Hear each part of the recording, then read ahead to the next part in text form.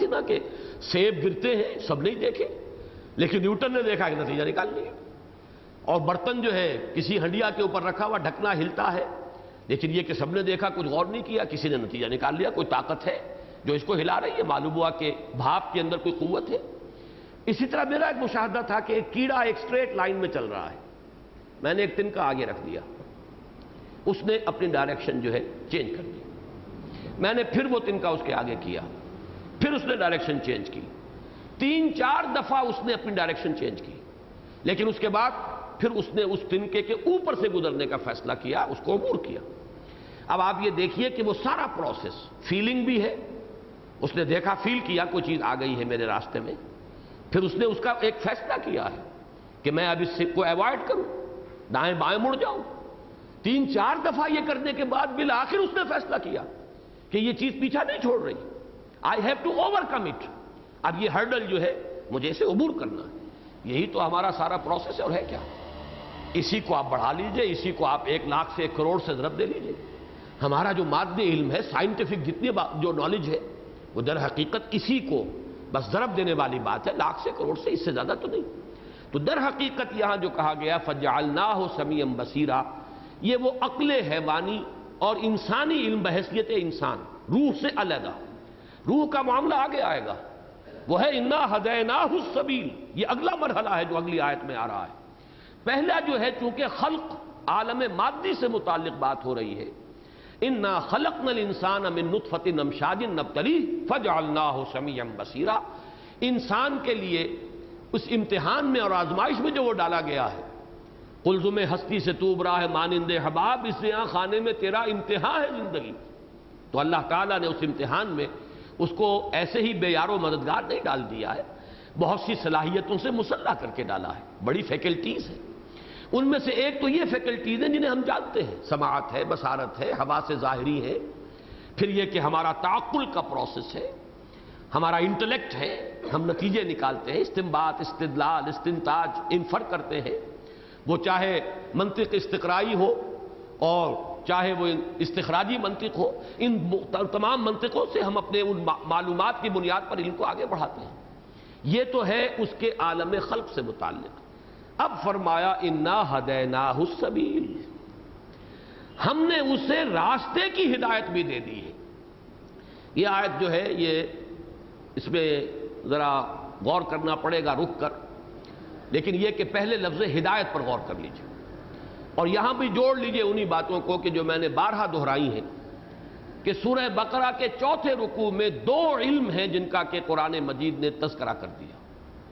ایک علم وہ ہے جس کا تعلق سماعت و بصارت سے ہے، وَعَلَّمَ آدَمَ الْأَسْمَاءَ كُلَّهَا، یہ وہ علم مادی ہے جو گویا کہ انسان میں چونکہ اس کے لیے ایپریٹس رکھ دیا گیا، کمپیوٹر ودیت کر دیا گیا، سینس ڈیٹا کلیکٹ کرنے کے لیے سینسز دے دیے گئے، حواس دے دیے گئے، تو گویا کہ چونکہ وہ مشین سے مسلح ہو گیا ہے، تو گویا کہ یوں کہا جا سکتا ہے کہ کل کا کل علم جو ہے مادی، وہ حضرت آدم میں ودیت کر دیا گیا، اگرچہ یہ وہاں پوٹینشلی موجود تھا، جیسے کہ ایک آم کا درخت مکمل موجود ہوتا ہے گٹھلی کے اندر، اسی طرح یہ مادی علم جو ہے یہ گویا کہ ان بلٹ ہے حضرت آدم علیہ السلام کے وجود کے اندر، اس کا وہ جو ایپریٹس ہے، اس کے حصول کا جو مشین ہے، وہ چونکہ دے دی گئی تو گویا کہ وہ پورا کا پورا علم دے دیا گیا۔ اب اس کے لیے لفظ میری زبان پر آیا کرتا ہے ایکسفولیشن، جیسے کوئی پھول کا بڈ جو ہوتا ہے، کلی، اس کے اندر وہ پتیاں موجود ہوتی ہیں، نظر نہیں آتی، وہ پتی کھلتی ہے، کلیاں نمایاں ہو گئی، کلی کھلتی ہے، پتیاں نمایاں ہو جاتی ہیں۔ اسی طریقے سے یہ ایکسفولیشن اس علم کی ہو رہی ہے جو پوٹینشلی بالقوہ حضرت آدم کو دے دیا گیا تھا۔ البتہ سورہ بقرہ کے 4تھے رکوع کے آخر میں اب وہاں تذکرہ ہوا علم وحی کا، فَإِمَّا يَأْتِيَنَّكُم مِّنِّي هُدًى فَمَن تَبِعَ هُدَايَ فَلَا خَوْفٌ عَلَيْهِمْ وَلَا هُمْ يَحْزَنُونَ، جب تمہارے پاس ہماری جانب سے ہدایت اور رہنمائی آئے گی تو جو بھی اس ہدایت کی پیروی کرے گا اس کے لیے نہ کوئی حزن ہوگا اور نہ کوئی خوف، لیکن وہ لوگ کہ جو اس کی تکذیب کریں گے اور جھٹلا دیں گے اور انکار کریں گے اور کفر کریں گے، ان کے لیے عذاب ہے، ان کے لیے سزا ہے۔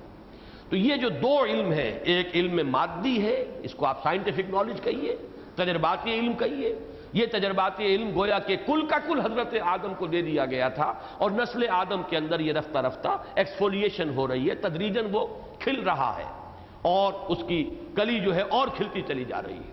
لیکن دوسری ہے ہدایت، اس ہدایت کا تعلق ہے وحی سے، اور وحی کا تعلق ہے روح کے ساتھ۔ وحی کا لانے والا بھی الروح الامین، الروح القدس، فرشتے روح ہیں۔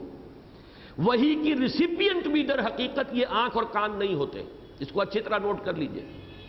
وحی کی ریسیپینٹ روح ہے، روح محمدی ہے صلی اللہ علیہ وسلم، جس نے روح الامین سے تلقی کی ہے، اور اس کا ریسیپینٹ جو ہے وہ در حقیقت انسان کی اپنی روح، جس کا مسکن قلب ہے۔ یہی وجہ ہے قرآن قلب کو کہتا ہے دیکھتا بھی ہے، یہ دل دیکھتا ہے۔ فَإِنَّهَا لَا تَعْمَى الْقُلُوبُ وَلَا تَعْمَى الْأَبْصَارُ وَلَكِنْ تَعْمَى الْقُلُوبُ الَّتِي فِي الصُّدُورِ۔ آنکھیں اندھی نہیں ہوتی، دل اندھے ہو جاتے ہیں جو سینوں کے اندر ہیں۔ ابو جہل کی آنکھیں تو اندھی نہیں تھیں، ابو لہب کی آنکھیں تو بڑی بڑی تھیں، خود بھی انگارے کے مانند تھا، بہت سرخ و سفید رنگت کا مالک، بہت ہی خوب روح اور خوبصورت انسان، آنکھیں بھی بڑی بڑی، اندھی نہیں تھی، لیکن دل اندھا تھا۔ فَإِنَّهَا لَا تَعْمَى الْأَبْصَارُ وَلَكِنْ تَعْمَى الْقُلُوبُ الَّتِي فِي الصُّدُورِ۔ آنکھیں نہیں اندھی ہوا کرتی، اصل میں تو دل اندھے ہو جاتے ہیں۔ تو یہ دل دیکھتا بھی ہے، دل سنتا بھی ہے، دل سوچتا بھی ہے، دل تفقع بھی۔ لَهُمْ قُلُوبٌ لَا يَفْقَهُونَ بِهَا، ان کے دل ہیں لیکن تفقع نہیں کرتے، سوچتے نہیں۔ تو معلوم ہوا کہ یہ جو دیکھنا اور یہ جو سننا ہے دل کا، یہ در حقیقت وہ دوسرا شعبہ ہے علم کا، اور وہ ہے در حقیقت انسان کی روح کا، سننا، دیکھنا، سوچنا اور سمجھنا۔ اب یہ ہے وہ بات کہ جو اس دور میں ہمارے بعض بڑے بڑے مفسرین اور بڑے بڑے داعیان دین، بڑے بڑے دانشور اس حقیقت سے محروم ہیں، ایک آنکھ بند ہے ان کی۔ اب میں یہاں پر ذکر کر دینا چاہتا ہوں مولانا امین احسن اصلاحی صاحب کا، بہت پرانی بات ہے یہ، کم سے کم میں سمجھتا ہوں کہ 30 برس پہلی بات ہوگی تقریباً۔ میں ملنے گیا حیدرآباد، دکن سے تازہ کتاب چھپی تھی، ابقات، یہ شاہ اسماعیل شہید رحمۃ اللہ علیہ کی تصنیف ہے، لیکن ہے فلسفے پر، اور فلسفے کے ساتھ تصوف کے ڈانڈے مل جاتے ہیں۔ فلسفہ اور تصوف یہ اوپر جا کر ایک ہو جاتے ہیں، ہائر پوئٹری، ہائر فلسفی اور ہائر مسٹسزم، یہ در حقیقت جا کر ایک وحدت بن جاتے ہیں۔ مولانا اصلاحی صاحب کو چونکہ قد ہے فلسفے سے بھی اور قد ہے تصوف سے بھی، میں حیران ہوا کہ وہ کتاب اٹھا کر جہاں وہ عام طور پر بیکار ردی کاغذ پھینک دیتے تھے وہاں پڑی ہوئی تھی۔ میں حیران ہوا، کتاب ہے ترجمہ ابقات کا، عربی میں تھی اصل تصنیف ابقات شاہ اسماعیل شہید رحمۃ اللہ علیہ کی۔ میں نے کہا مولانا یہ یہاں، کہنے ہاں بالکل بیکار ہے۔ میں نے کہا میں لے جاؤں کہ لے جاؤں؟ میں نے اسے لا کر جو پہلا ابقہ پڑھا ہے تو واقعہ یہ ہے کہ میرا ایک دم جس کو کہنا چاہیے کہ آنکھیں کھل گئی۔ پہلا ابقہ اس کا زیادہ سے زیادہ 1.5 صفحے کے اندر آیا ہے، اس میں انہوں نے تفصیل بیان کی ہے۔ علم کے 3 دائرے ہیں، ایک دائرہ ہے علم بالحواس، آنکھ سے، کان سے ہم نے علم حاصل کیا، یہ چیز لال ہے، یہ نیلی ہے، یہ پیلی ہے، یہ سفید ہے، یہ سخت ہے، یہ نرم ہے، سینس آف ٹچ ہے ہمارا، یہ شے کڑوی ہے، یہ میٹھی ہے، یہ نمکین ہے، یہ ہمارا جو بھی ٹیسٹ کا ہے، یہ اس سے علم بالحواس حاصل ہو گیا۔ دوسرا دائرہ انسانی علم کا علم بالعقل ہے، یہ ہے وہ کمپیوٹر، اسی سینس ڈیٹا کو پروسیس کر کے نتیجہ نکالنا، پھر قدم بقدم آگے بڑھنا، اسی سے ہمارا یہ مادے علم اور سائنٹیفک نالج آگے بڑھ رہا ہے، یہ علم بالعقل ہے۔ البتہ عقل جو ہے کچھ گھوڑے اور آگے دوڑاتی ہے، وہ اس کائنات کی گتھی کو سلجھانے کے لیے، اس کا نام فلسفہ ہے، اصول بیان کرتی ہے، اصول معین کرتی ہے، صغرا کبرا جوڑتی ہے، پھر نتیجے نکالتی ہے، اس کا نام فلسفہ ہے، یہ بھی عقل کا پروسیس ہے۔ لیکن یہ کہ ایک تیسرا علم کا دائرہ ہے علم بالقلب، دل کے ذریعے سے علم کا حصول، یہ ہے در حقیقت جس کے آج کل کے ہمارے جو ریشنلسٹ علماء ہیں، یا یوں کہیے کہ جن پر کچھ زیادہ گہرا اثر ہو گیا ہے محمد ابن عبد الوہاب نجدی رحمۃ اللہ علیہ کی تحریک کا، ان کا اپنا ایک مزاج تھا، انہوں نے واقعتاً بڑی وقیع خدمات سر انجام دی ہیں، جو توہماتی شرک تھا اس کی بیخکنی کی ہے، اور جو بدعات اور رسومات کا طومار تھا اس سے مسلمانوں کو نجات دلائی ہے۔ یہ 2 ان کی بہت بڑی خدمات ہیں، رسومات و بدعات کا ابطال اور توہماتی شرک کی نفی۔ لیکن چونکہ ان کا اپنا ذہن بھی نہ فلسفیانہ تھا، نہ اس کے اندر کوئی تصوف کی طرف جو ہے رجحان موجود تھا، لہذا وہ حصہ جو ہے ان کے ان تعلیمات کے اندر بالکل کورا، خالی کلین سلیٹ۔ تو یہ حضرات جو ہے یہ اس علم بالقلب کو نہیں مانتے، حالانکہ یہ علم بالقلب در حقیقت اس کی بلند ترین شکل وہی ہے، نوٹ کر لیجئے اس کو، ٹاپ پر ہے وہی ہے نبوت، لیکن اس کی کمتر شکلیں کیا ہیں، جن کو ہم الہام کہتے ہیں، جس کو ہم کشف کہتے ہیں، جس کو رؤیائے صادقہ کہتے ہیں، جس کو مبشرات کہتے ہیں، جس کو القاء کہتے ہیں، جس کو تحدیث کہتے ہیں، یہ تمام چیزیں ہیں جو باقی ہیں۔ وہی نبوت کا سلسلہ ختم ہوا ہے محمد الرسول اللہ صلی اللہ علیہ وسلم پر۔ انسان خواب دیکھتا ہے اور یہ انسان کا تجربہ ہے۔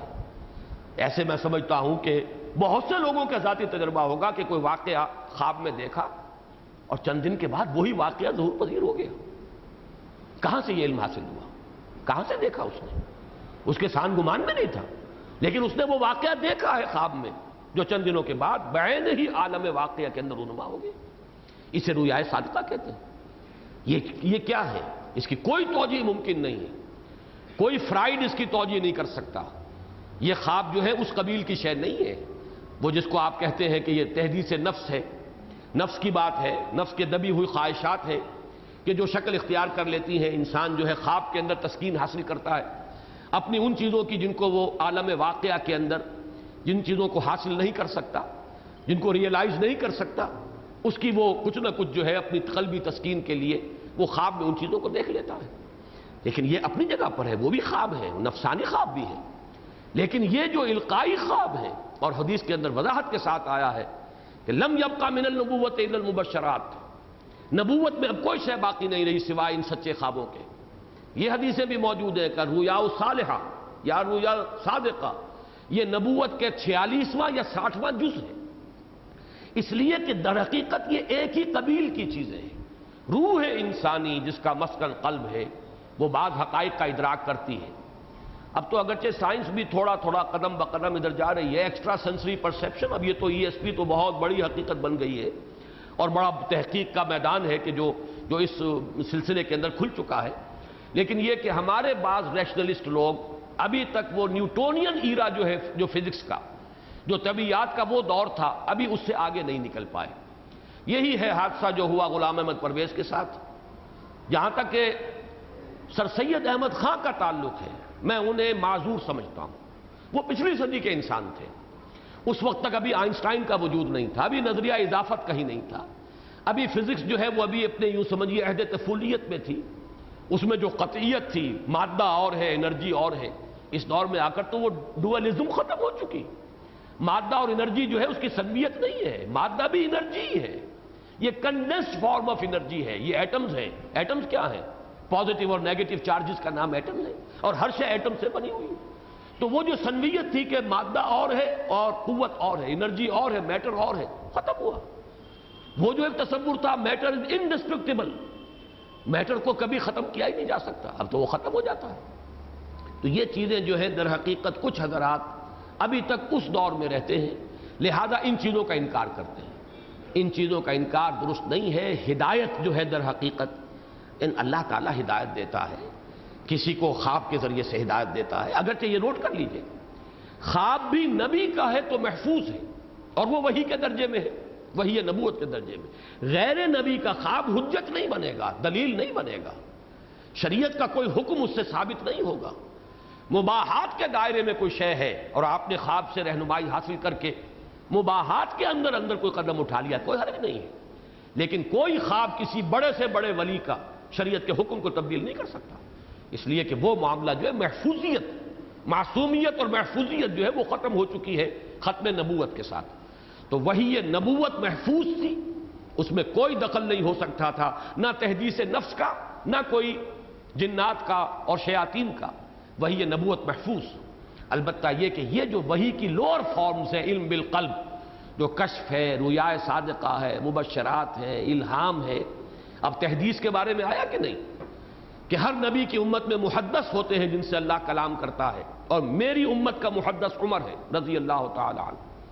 اس لیے کہ آپ نے دیکھا بہت سی چیزیں ایسی ہوئی ہیں کہ قرآن میں حکم بعد میں نازل ہوا ہے، اور حضرت عمر کی طبیعت میں اس کا ایک تقاضا پہلے پیدا ہو گیا. پردے کے احکام پہلے حضرت عمر نے کہنا شروع کیا ہے کہ یہ کچھ ٹھیک نہیں لگتا، حضور کچھ پابندی کیجئے. یہ ہماری مسلمانوں کی خواتین باہر نکلتی ہیں اور وہ اوباش قسم کے لوگ بھی ان کو دیکھتے ہیں، کچھ اس پہ بندش ہونی چاہیے، اور پردے کے احکام آ گئے. اسی طریقے سے بہت سی چیزیں ہیں کہ جو حضرت عمر رضی اللہ تعالیٰ عنہ کی طبیعت میں اس کا اقتداء پہلے پیدا ہوا ہے، اور پھر یہ کہ اس کے مطابق وحی نازل ہو گئی. یہ چیزیں جو ہے در حقیقت ان کا انکار اس دور میں اس لیے کہ ذرا چونکہ اس کی بنیاد پر گمراہی بہت پھیلی ہے، اس میں کوئی شک نہیں. تو گمراہی تو کس شے سے نہیں پھیلی؟ گمراہی تو ہے قرآن مجید کے ذریعے سے پھیلی ہے. تو کیا ہم قرآن کو چھوڑ کر بیٹھ جائیں گے؟ یضل بہ کثیرا ویہدی بہ کثیرا. اللہ اسی کے ذریعے سے بہتوں کو گمراہ کرتا ہے، بہتوں کو ہدایت دیتا ہے. قرآن سے گمراہ ہوتے ہیں لوگ. اہل قرآن سے گمراہ ہوئے ہیں، جو ہر شے سے جو ہے بالکل اپنے آپ کو انہوں نے دستبردار کر لیا، تہی کر لیا، حالانکہ وہ سارا ان کی سوچ کا معاملہ جو ہے قرآن پر تھا. لہذا اس چیز کو دلیل نہیں بنانا چاہیے کہ چونکہ تصوف کی راہ سے گمراہیاں بہت آ گئیں، آئی ہیں، اس میں کوئی شک نہیں، لیکن یہ کہ اس کی بنیاد پر اس کا انکار نہیں ہوگا. تو وہ پہلا ابقا میں آپ کو بتا رہا ہوں، علم بالحواس، یہ پہلی سٹیج ہے علم کی. علم بالعقل یہ دوسری سٹیج ہے. نمبر 3 وہ ہے علم بالقلب. علم بالقلب کے مدارج ہیں جو مختلف ہیں. اللہ تعالی کسی کو کوئی بات کسی کے دل میں ڈال دیتا ہے، کوئی سوجھ بصیرت عطا کر دیتا ہے، اس کے اندر کوئی خاص جو ہے ایسی صلاحیت پیدا کر دیتا ہے کہ وہ حقیقت تک رسائی حاصل کرتا ہے. یہ تمام چیزیں جو ہیں یہ اس ہدایت میں آئیں گی. انا ہدیناہ السبیل، ہم نے اسے راستے کی ہدایت بخش دی. اس راستے کی ہدایت جیسا کہ میں نے عرض کیا ایک جبلی ہدایت بھی ہمارے اندر ہے، اور وہ مادی سطح پر ہے، جس کی سب سے بڑی مثال یہ ہے کہ بچہ پیدا ہوتا ہے نومولود، اور معلوم ہوتا ہے کہ اسے پہلے سے کسی نے سکھایا ہوا تھا کہ اس کی غذا کہاں ہے اور کیسے اسے چوسنا ہے. وہ ماں کی چھاتی سے چمٹتا ہے اور وہ دودھ پینا شروع کر دیتا ہے. اگر کہیں کسی بچے کو اس کی جبلت کے اندر یہ بات اللہ نے نہ ڈالی ہوتی تو کیسے ٹرین کرتے آپ، کیسے سکھاتے اسے؟ تو ایک جبلی ہدایت ہے کہ جو انسان نے حیوانات تک کے اندر رکھی، لیکن انسانی ہدایت در حقیقت روح انسانی کے اندر انہیرنٹ موجود ہے. یہ بات جو ہے میں نے میرے جو کتاب ہے نبی اکرم صلی اللہ علیہ وسلم کا مقصد بعثت، اس میں 3 لطائف کو میں نے بیان کیا ہے: لطیفہ نفس، لطیفہ قلب، لطیفہ روح. لطیفہ نفس کے اندر بھی خیر اور شر کی تمیز جو ہے اللہ نے بدیعت کر دی ہے. چنانچہ وہ آیت ذہن میں رکھیے، وَنَفْسٍ وَمَا سَوَّاهَا فَأَلْهَمَهَا فُجُورَهَا وَتَقْوَاهَا. اور یہ نفس کی بات ہو رہی ہے ابھی. نفس انسانی بھی عام جو حیوانات کے نفوس ہیں ان سے ایک بالا تر لیول پر ہے. عام حیوانات میں خیر اور شر کا کوئی امتیاز نہیں ہے. انہیں یہ تو معلوم ہے جبلی طور پر کہ یہ میرے کھانے کی چیز ہے، یہ میرے کھانے کی چیز نہیں ہے. بکری جو ہے گوشت نہیں کھائے گی اور شیر جو ہے وہ گھاس نہیں کھائے گا. اب کوئی جبلی طور پر اس کے اندر یہ ہدایت رکھ دی گئی ہے. لیکن انسان میں اس سے آگے بڑھ کر نفس انسانی جو ہے اس کے اندر خیر اور شر کی تمیز ودیعت کر دی گئی. وَنَفْسٍ وَمَا سَوَّاهَا فَأَلْهَمَهَا فُجُورَهَا وَتَقْوَاهَا. لطیفہ قلب جو ہے وہ ایک ایسے آئینے کے مانند ہے جس میں حقائق کونیہ منعکس ہیں، جس کے سامنے وحی کا جب نور آتا ہے تو جگمگا اٹھتا ہے وہ آئینہ، الا یہ کہ اس کے اوپر پردے پڑ گئے ہوں خواہشات کے، شہوات کے، اپنے برے اعمال. کلا بل ران علی قلوبہم ما کانوا یکسبون، ان کے دلوں پر زنگ آ چکا ہوا ہے. یا جیسے اس حدیث میں آتا ہے ان هذه القلوب لتصدع كما يصدع الحديد اذا اصابه الماء. ان دلوں کے اوپر زنگ آ جایا کرتا ہے جیسے کہ لوہے پر زنگ آ جاتا ہے جب اس پر پانی پڑتا رہے. پوچھا گیا فما جلاؤها یا رسول اللہ، حضور یہ ہماری تلواروں کو زنگ لگتا ہے ہم سیکل کر لیتے ہیں، جلا کر لیتے ہیں، پھر چمک اٹھتی ہے. تو ان دلوں کے زنگ کو دور کرنے کا کیا ذریعہ ہے؟ اس کا بھی کوئی سیکل ہے، کوئی پالش ہے؟ فرمایا کثرت ذکر الموت و تلاوت القرآن. 2 چیزوں کی کثرت کرو، موت کو کثرت سے یاد رکھو اور کثرت کے ساتھ تلاوت کرو قرآن مجید کی. ان 2 چیزوں سے دل کا زنگ جو ہے وہ اتر جائے گا. تو معلوم ہوا آئینہ قلب ہے، بلکہ اس کے لیے صحیح تر لفظ جو میں نے وہاں استعمال کیا یہ آئینہ، یہ جامع جہاں نما ہے. جیسے کہ وہ ایک روایتی جو ہے کہ ایک جام کے اندر پوری دنیا جو ہے اور اس کے تمام حقائق منعکس نظر آتے تھے.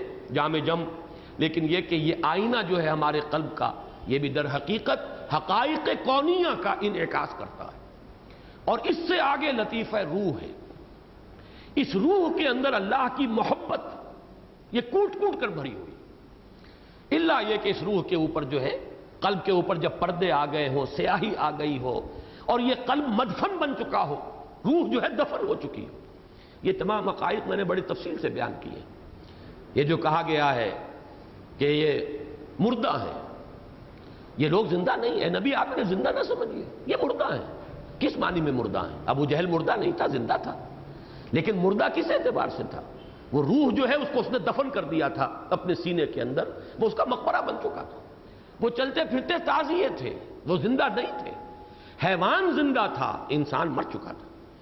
وہ روح جو ہے اس کے اندر محبت خداوندی کی ایک حرارت ہے، اور وہ ہے در حقیقت کہ جو انسان کے اندر انہیرنٹ ہدایت موجود ہے۔ اصل میں مثنوی کا ذکر یہیں سے تو شروع ہوتا ہے۔ بشنو از نئے چوں حکایت میں کند وس جدائی ہا شکایت میں کند۔ یہ روح انسانی جس کا تعلق اللہ سے ہے، اور یہ جو جدائی اس کی ہوئی ہے اس کی وجہ سے وہ فریاد کرتی ہے۔ اس کے اندر ایک تڑپ ہے، وہ اپنے رب ہی کی طرف رجوع کرنا چاہتی ہے۔ اس کا سارا جو رجحان ہے اسی طرف ہے۔ عظمت صوم نامی میرے کتاب سے میں تمام مضامین آئے ہیں۔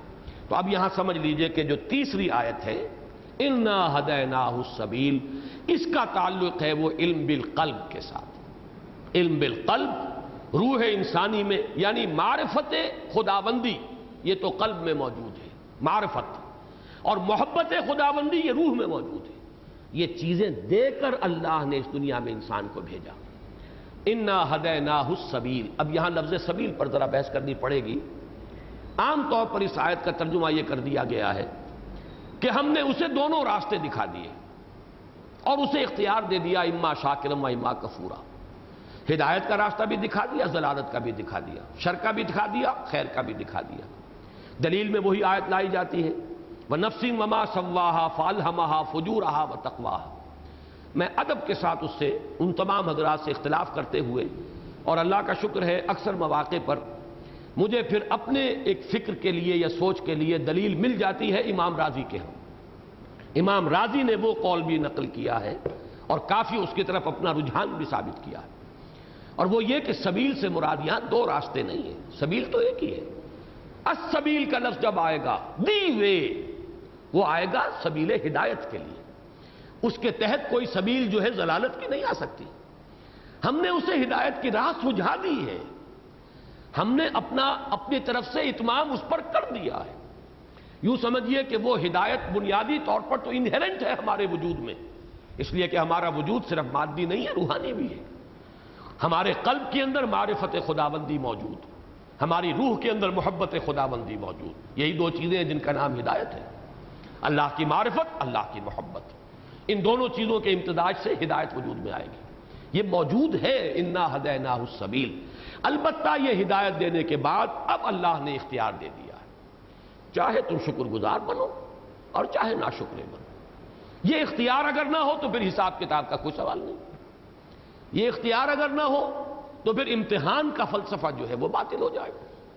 اس لیے کہ اگر کسی کے پاس کوئی اختیار ہی نہیں، یہ ضرور ہے کہ اختیار ہمارا بہت کم ہے، بہت زیادہ نہیں ہے، ہمارے وجود پر جبر کا عنصر غالب ہے، اور یہ جدید سائنس جو ہے یہ اس کو ثابت کرتی چلی جا رہی ہے۔ اس لیے کہ ہمارے جینز جو ہمیں اپنے والدین سے مل رہے ہیں، والدین سے نہیں، وہ تو نہ معلوم ان جینز کے اندر کتنی نسلوں سے بات چلی آ رہی ہے، اور وہ چیز ہے کہ جو ہمیں ہمارے مزاج کو، ہماری شکل کو، ہماری صورت کو، ہماری رنگت کو، ہمارے اطوار کو، ہمارے عادات کو، ہمارے رجحانات کو، یہ چیز ہے کہ جو ڈھال رہی ہے ایک خاص سانچے کے اندر۔ اس لیے جبر کا پہلو بہت زیادہ ہے۔ البتہ ایک ایلیمنٹ اختیار کا ہے، چاہے کتنا ہی کم ہے، اس پر انسان فیصلہ کرتا ہے، اگرچہ اس میں ایک کمیت کے اعتبار سے ایک حقیقت کو نوٹ کر لیجئے۔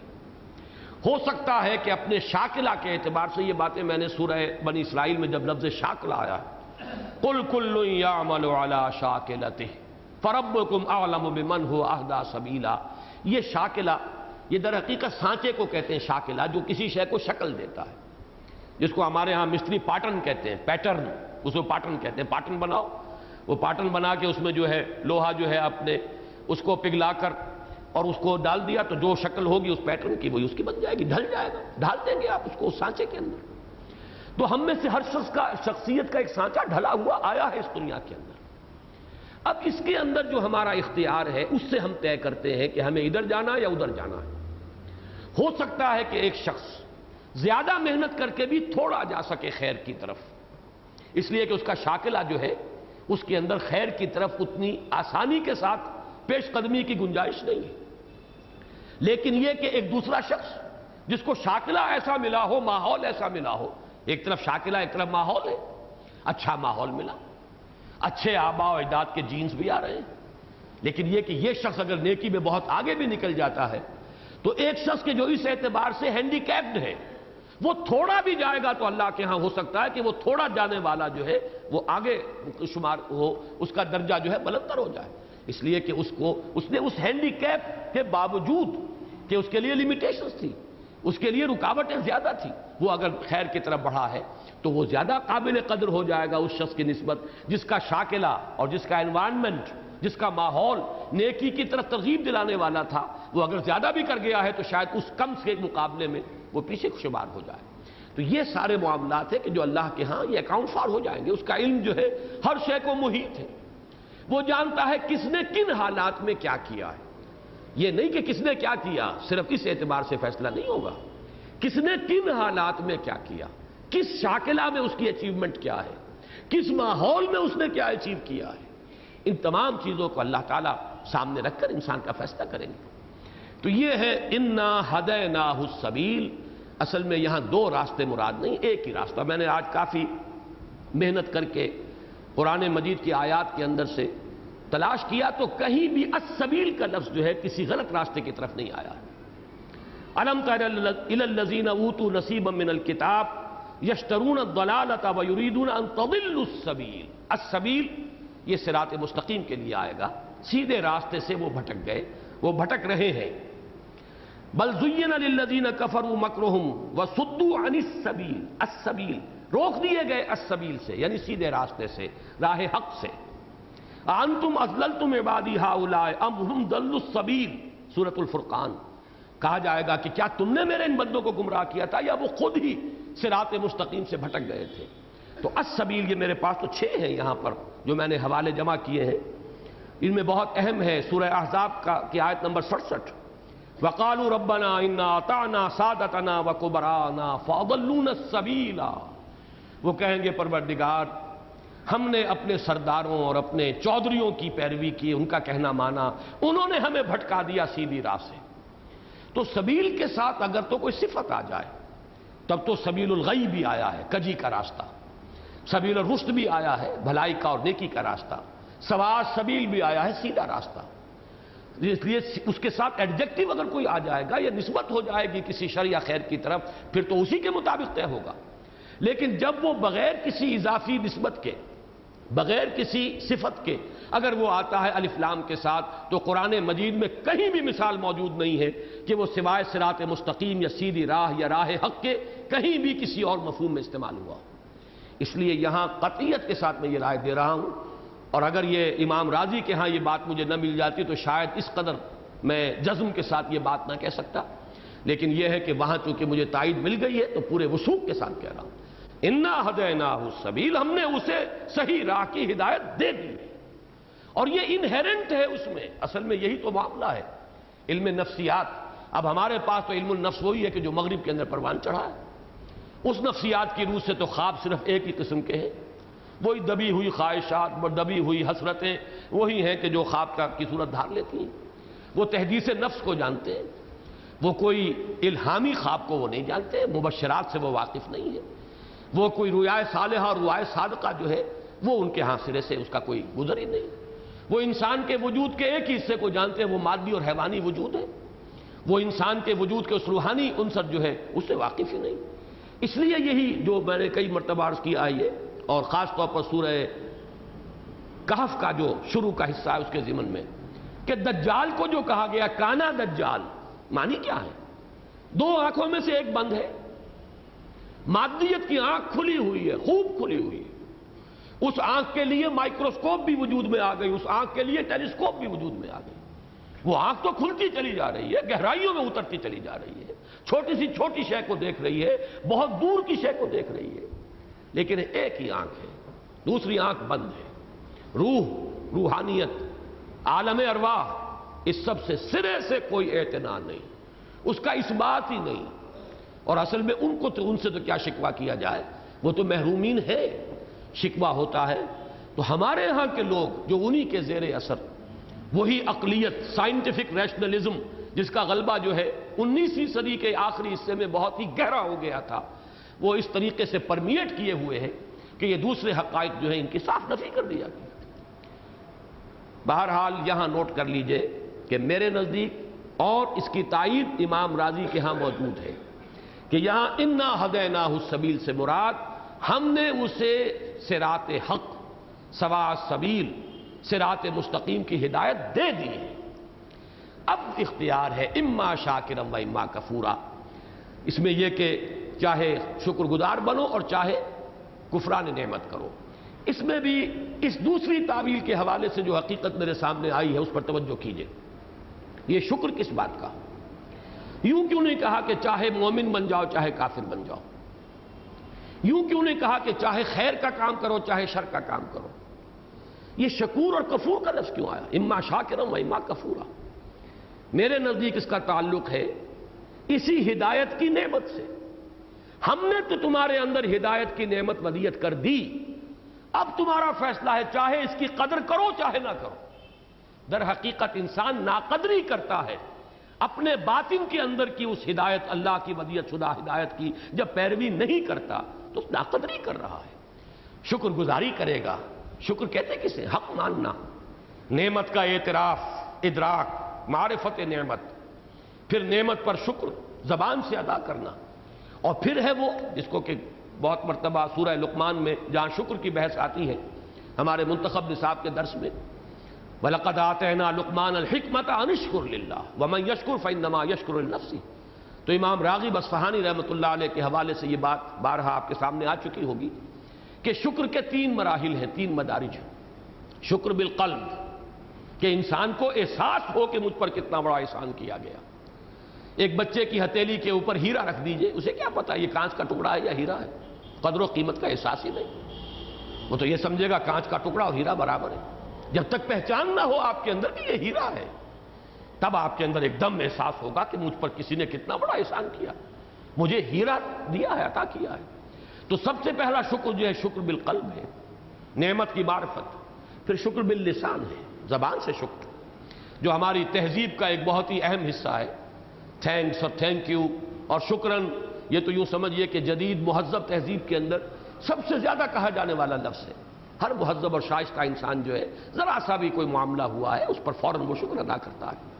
لیکن تیسرا شکر ہے اصل شکر، اور وہ ہے شکر بالجوارح، اپنے پورے وجود اور اعضاء کے ساتھ شکر کرنا۔ اور وہ کیا ہے؟ اس نعمت کا حق ادا کرنا۔ اگر اس نعمت کا حق ادا نہیں کر رہے تو یہ سب سے بڑی ناشکری ہے، جس کی مثال میں دیا کرتا ہوں کہ کوئی باپ اپنے بیٹے کو بہت عمدہ کتاب لا کر دیتا ہے، بہت اعلیٰ کتاب، بڑی قیمتی کتاب۔ بیٹا مہذب تو ہے، شائستہ ہے، وہ تھینک یو ڈیڈی بھی کہہ دیتا، لیکن پھر رکھتا اس کتاب کو کسی طاق کے اوپر اور پھر کبھی پلٹ کر دیکھتا نہیں، تو یہ تو ناشکری کی اس نے صرف زبان سے تو وہ اپنے مہذب ہونے کا ثبوت دے دیا، لیکن یہ کہ حقیقت تو اس کا شکر ہوتا اگر اس کتاب کو پڑھتا، اس کتاب سے اپنے علم کے اندر اضافہ کرتا، وہ ہے شکر۔ تو در حقیقت یہ ہدایت جو انہیرنٹ ہے انسان کے اندر، اس کا شکر یہ ہے کہ اب اس کو آپ استعمال کیجئے، اس کی پیروی کیجئے۔ آپ اس ہدایت کی پیروی کریں گے اللہ اور ہدایت دے گا۔ لَإِن شَكَرْتُمْ لَأَزِيدَنَّكُمْ وَلَئِن كَفَرْتُمْ إِنَّ عَذَابِي لَشَدِيدٌ۔ تو میرے نزدیک یہاں پر یہ 2 الفاظ جو آئے، حالانکہ یہ بھی آ سکتا تھا جو چاہے نیکی کرے جو چاہے بدی کرے، جو چاہے ایمان لائے جو چاہے کفر کرے، جو چاہے تصدیق کرے جو چاہے تکذیب کرے، لیکن یہاں لفظ لائے گئے ہیں بہت ہی قیمتی الفاظ، اما شاکرا و اما کفورا۔ ہم نے جو ہدایت تمہیں دے دی، اور در حقیقت پھر سمجھ لیجئے اس بات کو، وہ ہدایت انہیرنٹ ہمارے اندر ہے، در حقیقت وہی جب آتی ہے تو اس ہدایت کا اتمام ہو جاتا ہے۔ اب یہ مباحث ہمارے منتخب نصاب میں بار بار آ چکے ہیں، چنانچہ ایمان، نور ایمان کی ترکیب ہم نے دیکھا ہے کہ دو انوار سے ہوتی ہے، ایک نور فطرت اور ایک نور وحی۔ نور علی نور یہدی اللہ لنورہ من یشاء، یہ نور پر نور ہے، روشنی پر روشنی ہے۔ ایک روشنی اندر ہے، وہ نور فطرت ہے۔ اسی کو کہا گیا کنت علی بینۃ، میں پہلے سے ایک بین پر تھا، موجود تھا، مجھے اللہ نے فطری جو ہدایت تھی میں نے اس کو سنبھال کر محفوظ رکھا ہے، میں نے اس کو دفن نہیں کیا زمین کے اندر، خواہشات کے پردے اس پر نہیں ڈالے، میں نے اس کو برقرار رکھا ہے، زندہ رکھا ہے، بیدار رکھا ہے، اور پھر اللہ کی طرف سے مزید مجھ پر انعام ہوا ہے کہ وہی نازل ہو گئی ہے۔ تو یہ نور علی نور ہے۔ ایک نور ہدایت اندر ہے، وہ نور فطرت کہیے، وہ ہدایت اللہ نے دی ہوئی ہے، وہ در حقیقت انہیرنٹ ہے روح انسانی کے اندر، اور دوسرا اتمام ہو جاتا ہے اس کا اس نور وحی کے ذریعے سے، نور علی نور یہدی اللہ لنورہ من یشاء۔ اب آپ نوٹ کیجئے، دیکھیے کس قدر معنوی ربط قائم ہو رہا ہے۔ جنہوں نے اپنے اس انہیرنٹ نور ہدایت کا حق ادا نہیں کیا، وہ نور وحی سے بھی محروم رہ گئے، انہوں نے اس کو مس کر دیا، انہوں نے اس کو دبا دیا، دساہا، دفن کر کے رکھ دیا، خواہشات نفسانی کے انبار اس کے اوپر ایسے ڈالے ہیں کہ وہ جو اندر کی ہدایت تھی وہ دفن ہو کر رہ گئی۔ اس کو زندہ رکھتے، بڑھاتے، جلا اس کو دیتے، تو پھر جیسے ہی نور وحی سامنے آتا جگمگا اٹھتا انسان کا باطن، جیسے کہ ابو بکر صدیق کا باطن جگمگا اٹھا رضی اللہ تعالیٰ عنہ۔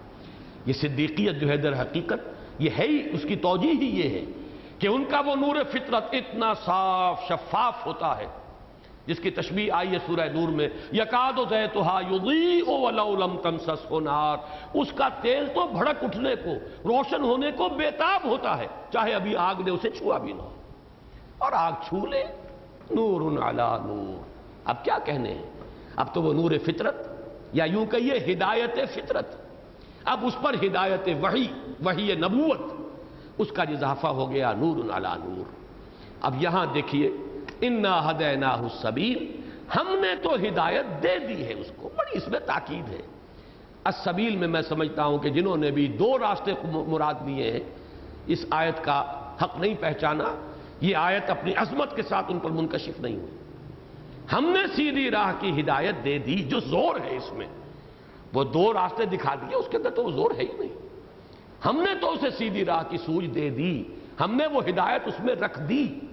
پھر نوٹ کر لیجئے اور پڑھیے اگر آج اللہ توفیق دے، وہ جو میرا مضمون ہے نبی اکرم صلی اللہ علیہ وسلم کا مقصد بعثت، اس کا جو پہلا چیپٹر ہے، یہ 3 لیولز ہیں ہمارے وجود کے، اور میں نے بارہا کہا ہے کہ میں فرائیڈ کا اس اعتبار سے بہت قائل ہوں، اس نے سیکس کو جو اہمیت دے دی ہے اور جس طرح اس نے اس کو پورے انسانی شخصیت کے اوپر پھیلا دیا ہے، وہ تو اس کی حماقت ہے۔ یہ ہمارے اکثر جدید جو بھی فلاسفہ ہیں، مفکرین ہیں، ان کی خرابی یہی ہے کہ کوئی ایک حقیقت انہیں ملتی ہے، وہ حقیقت صحیح ہوتی ہے، لیکن اس کو وہ پھیلا دیتے ہیں، ہر شے کو اسی کے تابع کر دیتے ہیں۔ یہ معاملہ فرائیڈ کے ساتھ ہوا، یہی مارکس کے ساتھ ہوا، پورا فلسفہ جو ہے وہ کسی ایک شے کے گرد گھما دیا۔ ورنہ یہ کہ فرائیڈ کی جو ایکویٹی آف آبزرویشن ہے، جتنی گہرائی میں اس نے انسان کی شخصیت کا مطالعہ کیا ہے، معمولی بات نہیں ہے۔ وہ نور ہدایت سے، اس نور وحی سے محروم ہونے کے باوجود اگر اس نے ہیومن جو شخصیت ہے، ہیومن پرسنالٹی، اس کے 3 لیولز معین کیے، دی اڈ اور لیبیڈو، یہ ہے وہ اینیمل لیول سب سے نیچے، اس کے بعد ہے ایگو، خودی، اور تیسرا سپر ایگو۔ اب اس کی جو توجیہ وہ کرتا ہے اس سے مجھے اختلاف ہے۔ 3 لیولز کا پہچان لینا معمولی بات نہیں ہے، یہ خود اپنی جگہ پر ایک بڑی اچیومنٹ ہے، اور مجھے قرآن میں وہی 3 لیول ملے۔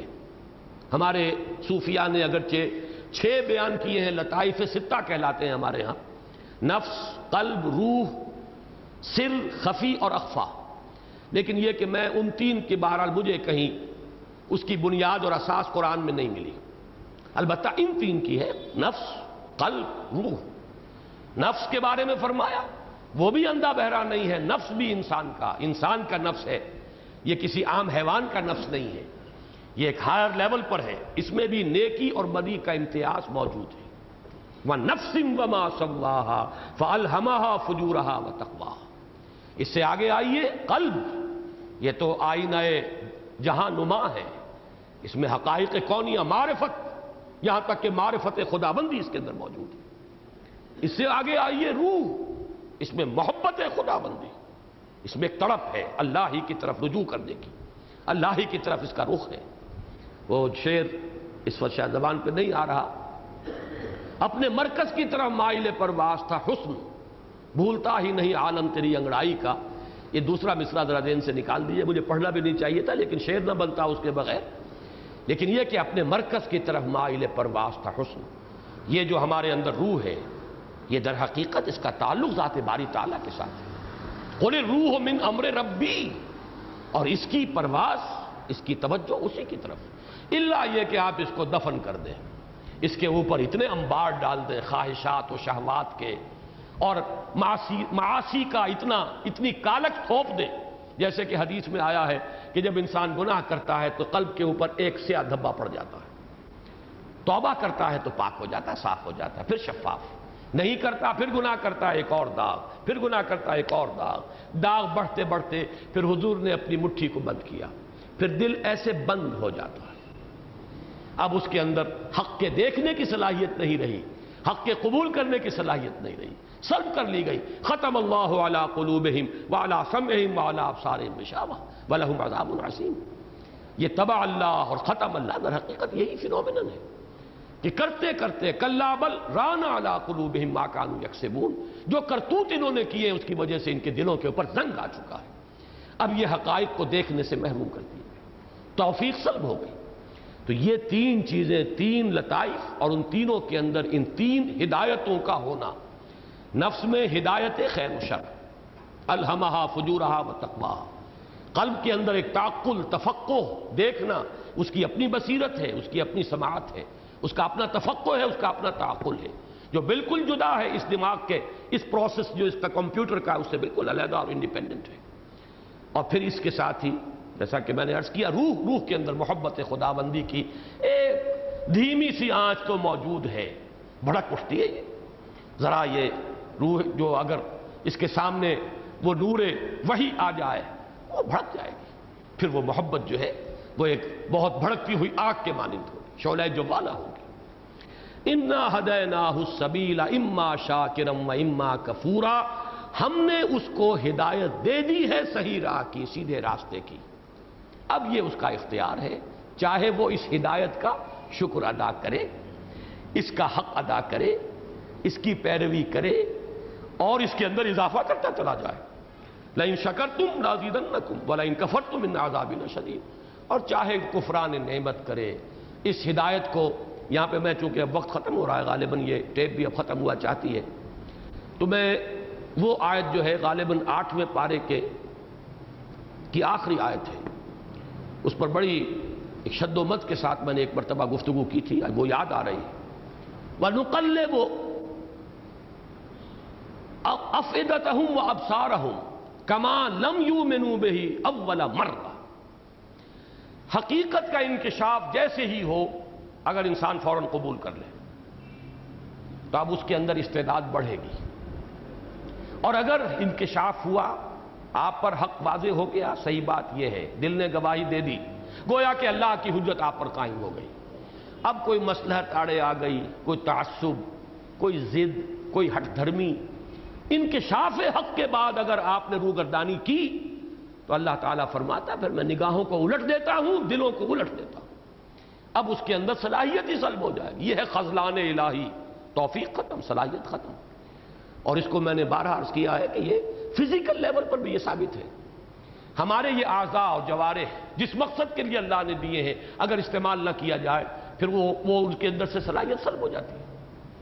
آپ پلاسٹر لگا دیجئے، اس کوہنی کا جو جوڑ ہے اسے چند مہینے جو ہے پلاسٹر میں رکھیے، اس کے بعد یہ لاک ہو جائے گا، پھر اس کے اندر حرکت نہیں رہے گی۔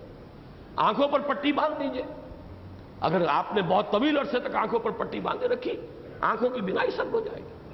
جو بھی صلاحیت اور استعداد ہے اس کو استعمال کرو گے بڑھے گی، اور اگر اس کو استعمال نہیں کرو گے اس کی صلاحیت جو ہے سلب ہونی شروع ہو جائے گی۔ تو وہ باطنی استعداد جو ہے ہدایت کی پہچان، معرفت اور اس کا اتباع اگر انسان نہیں کرتا، کسی مصلحت، کسی ضد، کسی تعصب، کسی ہٹ درمی کے باعث، کسی عصبیت کی وجہ سے، کسی تحزب کی وجہ سے، تو انسان کے اندر سے وہ صلاحیت جو ہے سلب ہو جاتی ہے.